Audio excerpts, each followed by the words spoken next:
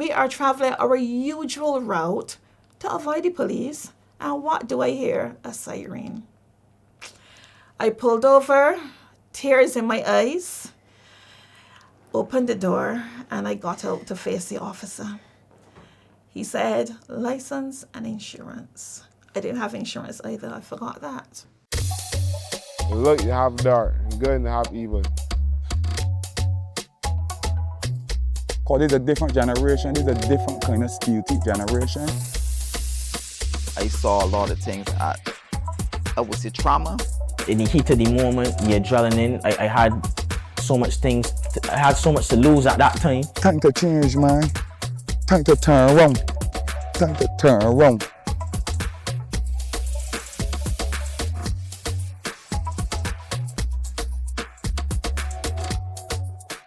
My name is Sophia Parsons, and this is my story. I grew up with my mom and dad and 2 siblings, a sister, younger, and an older brother. And my dad was a cane cutter, a shopkeeper, a farmer, and he also sold food. My mom was a housewife. My dad would have been the one who taught me the importance of being a serial entrepreneur. While growing up between the ages of 8 and 11, my dad started to sexually molest me. Soon after, my brother as well. My mom eventually found out after my brother and I had a disagreement. He wanted something from me, and I chose not to give it to him. And his way of getting back to me was to tell my mom what my dad was doing. I was scared out of my mind. I didn't know what to expect, wasn't sure how my mom would have responded, and I started to deny that even happened. But my mom took action, immediate action, and she left the house. She took us, she went to a friend. Soon after, she got a rental in Christchurch, and we all moved there. Life got really, really difficult and hard. Saying that she had never worked before, and she was now in her first job. Obviously, income is small, 3 children to feed, and rent to pay. So most times, food was the last thing on the list to buy because you have to pay bills, buy, and pay rent. And my dad would support us, but when my sister and I go to collect the money, we would always spend it in town instead of giving it to my mother. Life continued to be difficult. My mom wanted to pursue pressing charges to my dad, but I would always remember seeing complainants in the newspaper, and I did not want my face to be shown. I did not understand the process, and I convinced my mom not to go through with that. When I was about 16 years old, it happened again.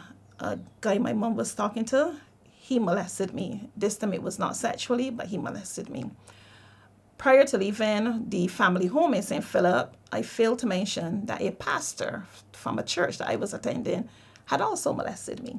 And I did not say anything until I became an adult, because fear continued to grip me throughout these experiences. And the one common denominator in all of these experiences was me. So I had convinced myself that I was attracting this environment or these actions towards me.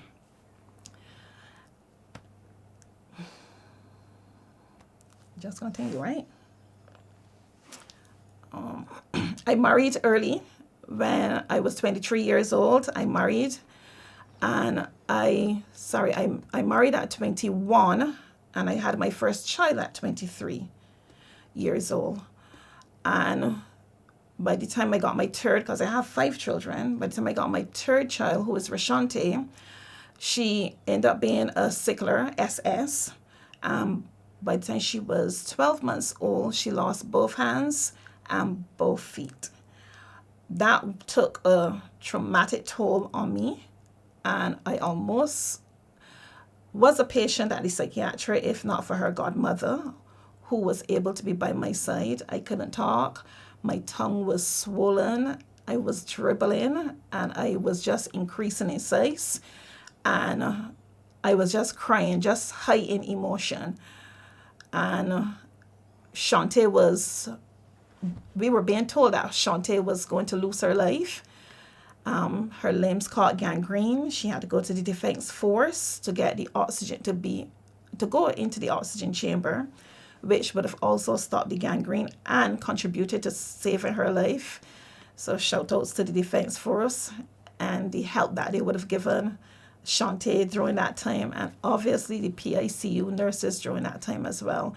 I remember well being in hospital with her before I took it on to the point that I couldn't help myself. It was a night in particular. There were 5 children in there, and one after the other, they started to die. And they always say you could smell death. You could smell the death in the atmosphere. And I think that is the time that my faith was activated more so than ever, because as much as I could smell the death, I choose to believe it all of my heart that Rashante would not die. And I didn't believe what the reports say. The doctor's reports say they bring psychologists and all types of people to speak to me, because each time they told me something, I say, that is what you say, but God told me something different. So they thought that I was psyching out, but I just believed firmly that God was going to turn things around, and that he did. Rashante was discharged from the hospital after losing both hands and both feet.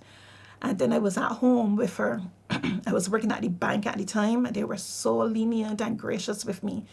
I was now having to feel out how to care for this child with no limbs. And eventually then the nursery she was at before said, bring her, we'll care for her. Because at first they were hesitant as well too. And she went back to the nursery she was at initially, and they took phenomenal care of Shantae, treating her like all the other children. And I was able to go back out to work. But life continued to be difficult financially, because now we had prosthetic care. We had 3 children then. By the time Rashante was 5 years old, I had another child. And I think it was 4 years after that, I had my last one, which was Aiden. And life continued to be very challenging, struggling to pay bills, feed children. Nevertheless, I always believed that a breakthrough would happen. Life would just turn around for the better. And because my faith was activated, I continued to seek God. Although I was scared, although I didn't understand how to trust someone you didn't see, I still would call upon the name of God, because that's what I grew up in and was accustomed to. And somewhere deep down, although I didn't believe 100, I wanted to believe that this God was real and he would save me from what I was going through. And when Alston and I, their dad, we separated when Ada was 1 year old. And I moved to a house in Carnton Village with the children. And that was a defining moment for me, because at the time I was not working. I had the cleaning business, it was started, but it was not a thriving business. And then I was doing network marketing as well, which was bringing in some type of income. So I was renting without steady income. And Shantae was at private school then. She was at Lockerbie private school, because based on her experiences, she would have had 2 strokes, and I think it was 2 strokes and 3 or 4 seizures. So it impacted her in the way that we had to put her to have smaller classes. And I would be walking the road with Rashante in wheelchair, with Aiden sitting in Rashante's lap, and the others next to me walking. And we walked everywhere we needed to go. Church, town, everywhere we walked, because I didn't have the finances for bus fare or even to buy a vehicle. I remember going on Facebook and I seen this vehicle for sale. It was an Explorer. And I was like, God, if only I can have transportation and a vehicle like that too. It would equip me enough to be able to handle myself better, because then I can push the cleaning at a different level, also transport the children. And I reached out to the person, and the person was willing to take a deposit. Believe it or not, a total stranger willing to take a deposit for this vehicle. He took the deposit, I told my mom about it. My mom went to the credit union and she gave me some of the money as well. And I worked towards the remainder. I was able to pay it off and was able to get that Explorer. And that changed things 100. Life started to get a lot better. And then as life continued to progress, I made a decision that what I was doing did not make sense. Whereas I was renting, but I was still seeing the children's father. So as much as he was in the family home and I was out there renting, almost every night he was still there with me because I did not know how to separate from him because of an addiction I had. And I made a decision to go back to the family house because paying the rent and then we are all in the rental instead of the family home did not make sense. And I did that. And a day in particular, when I was leaving the family home to take Rashan to mass lessons, as soon as I passed the St. Philip Parish Church and came around the corner in the same Explorer, there was a lot of oil there in the road. I wasn't driving fast because we were on time, and the vehicle pick up a slid. And I pressed the brakes, and all hell broke loose. The vehicle flipped, struck a rock, overturned. And the impact was the result of this hand. I almost lost it.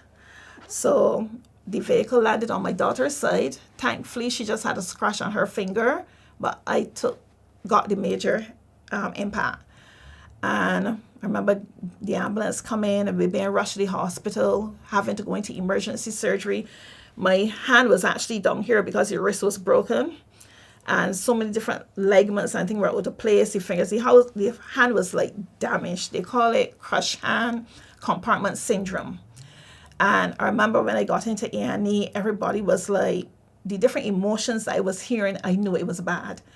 And the emergency surgery, and then I went on the ward, and that was a whole ordeal for 8 weeks. 3 different surgeries, one here as well, another one here. So one was here, and then one was here. This one is really neat. You can hardly see it. And then the last surgery where they took the skin from my side and put here. So I can't form a fist with this hand as I can with this. And if you give me $100 in this one, it definitely will blow away. But I treat it as a hand. And many persons don't even realize the injury because one thing I chose to do is that, Lord, thank you for my hand. And it will function as a hand. I will not baby it. So it behaves as though it's the dominant hand, although I am right-handed. And that was another defining moment in my life. And I was discharged from hospital. When I got into hospital, their dad disappeared. Did not know where he was. And then my concern was who would care for the children while I'm hospitalized.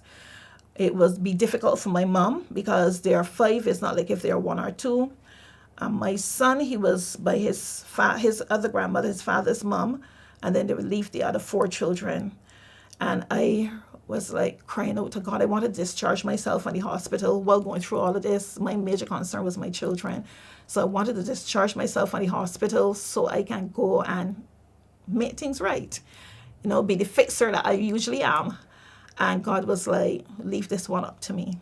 And I remember this lady from church, very good friend back then, Denise Seeley, she stepped up. She said, Sophia, I'll take on the 2 girls, the 2 big girls. And that was Rashan and Rashante. And she took on those girls. She took them to school. She fed them. She gave them school money, which is something I don't do up to today. She did everything for these girls as though they were her own without asking or even looking at me for anything. My mom had the 2 younger ones and she took care of them, and just as God said, he took care of it, which settled my mind and gave me the ability then to focus on my healing. When I was discharged then from hospital, because during that entire time frame, their dad did not show. He did not show. I was in hospital without nighties the first couple of days. I remember my uncle girlfriend having to come down there bringing some for me because he just didn't turn up. And I guess that is when, if it was that I needed someone to relieve me or break whatever bondage it was that was there, that was it. And I left hospital. My girlfriend, she came and she took me home. And when we hit the door, there was this stench. Because it seems like if when he left the house, he left the fridge door open. So everything in the fridge was spoiled. And I am with this hurt hand, the hand that's now looking to be healed. And I in a house with a disaster. She was like, Soph, don't worry, I can take care of this. And by herself, she cleaned up my home and made sure that it was good for me and for me at that point. And I was there in St. Philip without internet, without light, without water, because all the bills were turned off during that time frame. He wasn't there, bills weren't paid, so they were turned off. I remember my neighbor allowing me to run the extension cord through the bedroom window to get some light from him. Thank you for that. And having to go, too embarrassed to go to the sandpipe, so having my mother coming from Wharton all the way to St. Philip with water. Back then, shamed, crippled me in ways beyond anyone's imagination. Today, I don't carry that emotion anymore. And I remember I sat there, I was on the neighbor's internet as well. And I sat there and I was like, Lord, I need to do something to bring in money. I need to do something to bring in money. What can I do? What can I do? And, oh yeah, I just realized the cleaning business was not birthed as yet. When I was in Currington Village, it was just networking. Because it is in that moment that the Lord told me, the cleaning. I was like, but what about my hand? He said, no, the cleaning. I went on my phone and I did a flyer. Still have the flyer up today. It looks ridiculous. But I sent it to my girlfriend who's a Bajan living in Nigeria. Still too embarrassed because I don't want anybody to know that I'm doing cleaning. She broadcast it to her people. I didn't do anything. She got a job the same time. And I remember I called my son. I told my son, I got through with this window cleaning job. I can't do it. He said, Mom, I can go with you. We don't have no bus fare to get to this job. I messaged someone. They came and they took me. And Jarvis, yes, you were my first client. You didn't know that, but you know now. And we went to Jarvis' home. And we spent probably 20 hours in Jarvis' home to clean 5 windows. True story. But he was patient with us. And he was like, how do you want to be paid? And I was like, cash. Because we needed to get from there, right? And he paid us the cash and he dropped us to the bus stop. And we got the bus and came back home. And that's how ASP Enterprises was started. And what I would say is that was definitely a major turning point for me. Because then I started to get some traction. I started to build confidence in what I was doing and not seeing it as something to look down on, as most people would look down on cleaning. Yeah, because I was doing the cleaning myself.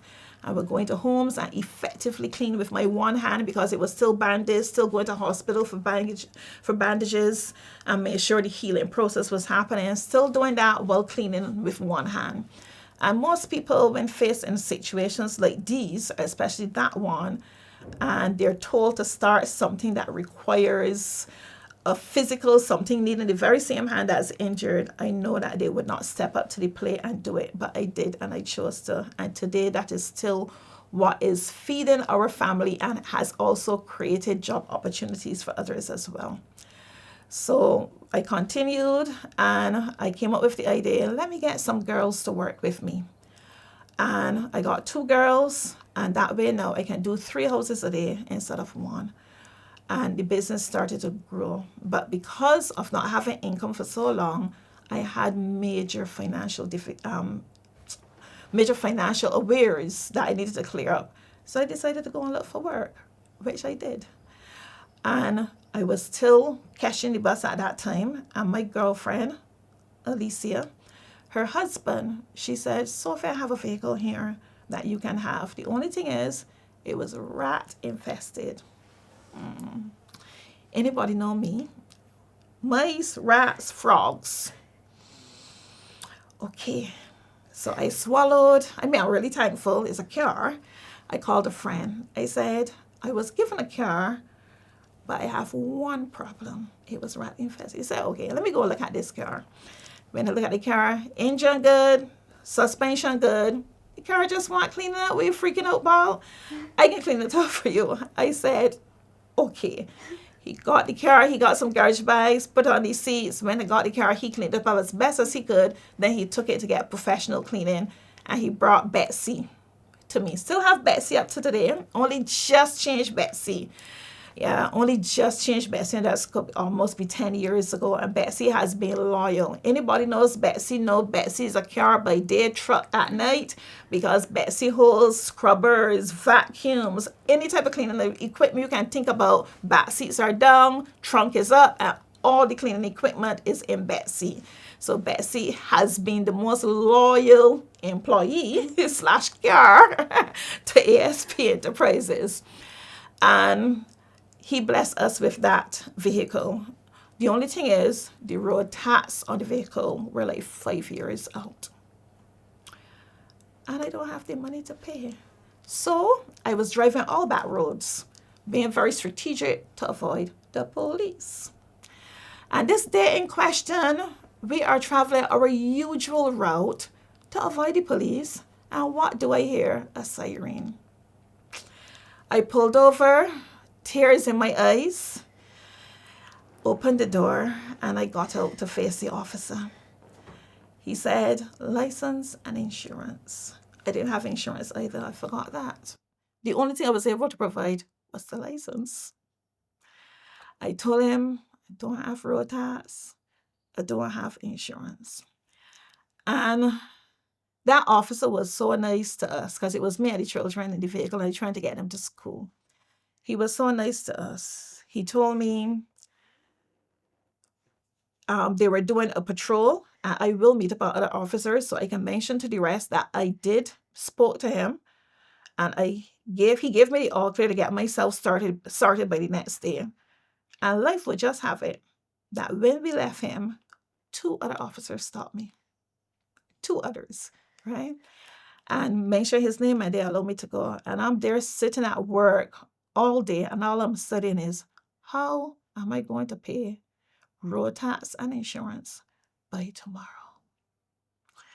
Anyhow, this idea came to mind, and I got on my phone and I messaged the first 10 people. Hi, this is Sophia. How you doing? I want to know if you have $50 that I can have. I can't borrow because I can't pay back. So I want $50 I can have. And life would just so have it that I have never done anything like that before. And people responded. A person blessed me with 100, a 50, a 20. And before the day was over, I had my insurance and my road tax, just like that. And we were legal then on the road. Yeah. And life started to get better. Life started to get better. Remember, I went to clean a warehouse for this client, and I would rent my equipment at that point in time from Williams. And when I turned up, he said, you bringing Williams equipment in at me? He said, girl, you gotta get your own things though. He said, I can't work with you if you don't got your own things. I said, you know how expensive equipment is? He said, no, tell me. The truth is I didn't know either. But I just assumed that they were out of my reach. And I never even thought of it to get my own. And he planted that seed. And I can tell you that in less than 6 months, I had my first set of equipment. So thank you, Kino, for that push. And I had my first set of equipment after that with ASP Enterprises. And in 2020, we became incorporated. Another girlfriend, she said, Sophia, why you don't incorporate your business? I said, I can't afford to incorporate my business. Not even knowing what it costs, but I just assuming again, it's out of my reach. She said, come, let me help you with this process. And she took the initiative, took me through the whole process. Boom, we're incorporated. And thank you as well, Sonia, for that. And that is the ASP Enterprises story. And today we have all types of equipment. We have floor cleaning equipment, walk behind machines for the floors. We have carpet cleaning equipment, walk behind carpet equipment for the floors. We have hot water pressure washer, one of the only companies in the island who have the hot water pressure washer. And we also have the steamers as well too.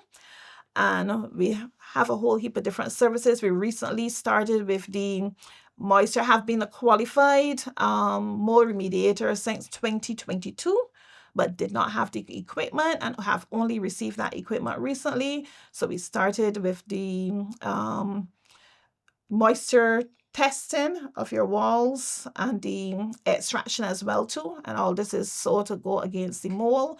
And then we do the mold remediation as well. I would say if you feel hopeless, because there are many times in my journey that I felt hopeless. And I'll mention the major one, which really was a defining moment for ASP. It came a moment when I had to make a decision. Do I file bankruptcy? This is right after COVID, because I had the COVID and the COVID long. And that took away my memory, my mobility, and I wasn't able to do. And at that point in time, the business was still me. So if I can't function, it means no income is coming in again. And the debt collectors calling, it was horrible. And that was the first time I actually looked before me and saw nothing but blackness. And it was scary because usually I even have the smallest bit of hope, but in that moment I didn't have any. And I remember God speaking, and I cried out to God and I said, Lord, help me, help me. And I remember God telling me he needed me to do 3 things: listen, obey, and do. When he speak, he wanted me to listen. He wanted me to obey immediately. Don't question it. Don't think about it. Just take action. And I started to do that, and it transformed my life. The first thing was actually stepping out. He said, go down to a department that I owed money to. There was this opportunity for me to get a contract that if I got this contract, it would start to make things better.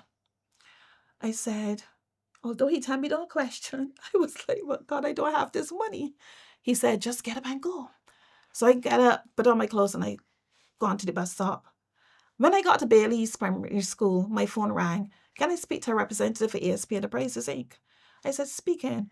I'm a representative from this company. Same company on my way to. What's the probability of that, right? I have your documents ready that you had requested. I was like, okay, what do I have to do to get them? Just come to the office. I said, okay. And I was like, thank you, Lord. I was like, why didn't pay any money? Are these documents ready? Nevertheless, by the time I got into town, I got back the call. I just noticed in the system you owe us. I was like, shh. You can only get the documents if you pay. I had just received a welfare check because I had been on welfare for a minute. And the reason why I still had the check and not cash, because I had a dilemma. Food, bills. It's like, how do you spend this $360 with so much to do? So he kept the check. So I declared the 300. I said, I have 300 only. And that is all I can pay. Can I create a payment plan? We don't do payments plan. The amount is too small. Too small. This thing is huge to me. He said, okay, let me speak to my manager.